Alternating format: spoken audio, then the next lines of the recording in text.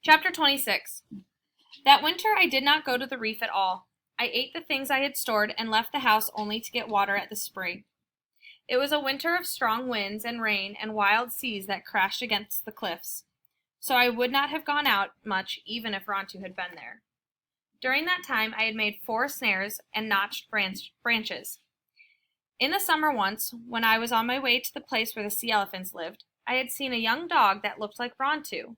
He was running with one of the packs of wild dogs, and though I caught only a glimpse of him, I was sure he was Rontu's son.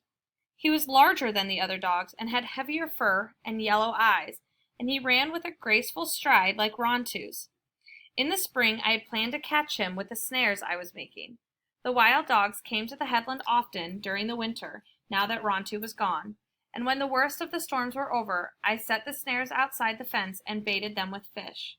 I caught several of the dogs the first time, but not the one with the yellow eyes, and since I was afraid to handle them, I was forced to let them free.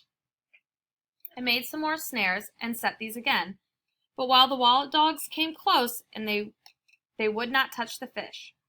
I did catch a little red fox, which bit me when I took her out of the snare, yet she soon got over her wildness and would follow me around in the yard begging for abalone. She was very much a thief.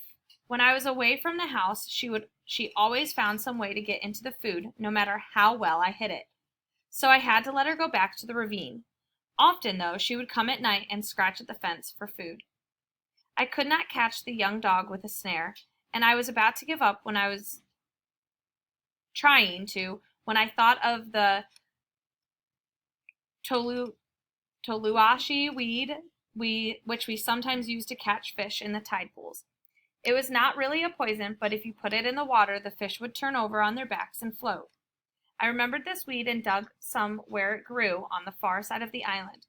I broke it up into small pieces, which I had dropped into the spring where the wild dogs drank. I waited all day, and at dusk the pack came down to the spring. They drank their fill of water, but nothing happened to them, or not much. They frisked around for a little while as I watched them from the brush, and trotted away.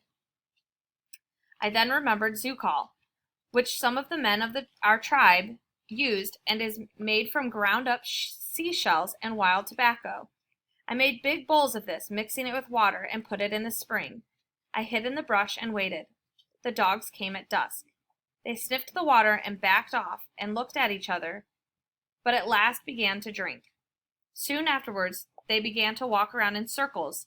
Suddenly, they all lay down and went to sleep. There were 9 of them lying there by the spring. In the dim light, it was hard to tell the one I wanted to take home, but finally I found him. He was snoring as if he had just eaten a big meal. I picked him up and hurried along the cliff, being frightened all the way that he would wake up before I reached the headland. I pulled him through the opening under the fence and tied him to it with a thong and left food beside him to eat some fresh water.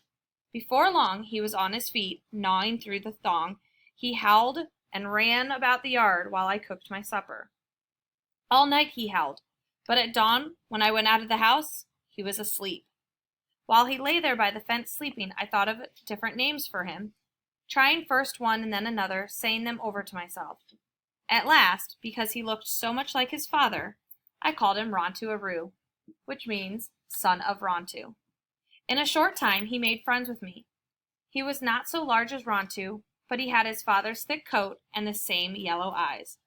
Often when I watched him chasing gulls on the sandspit or on the reef barking at otter, I forgot that he was not Rontu.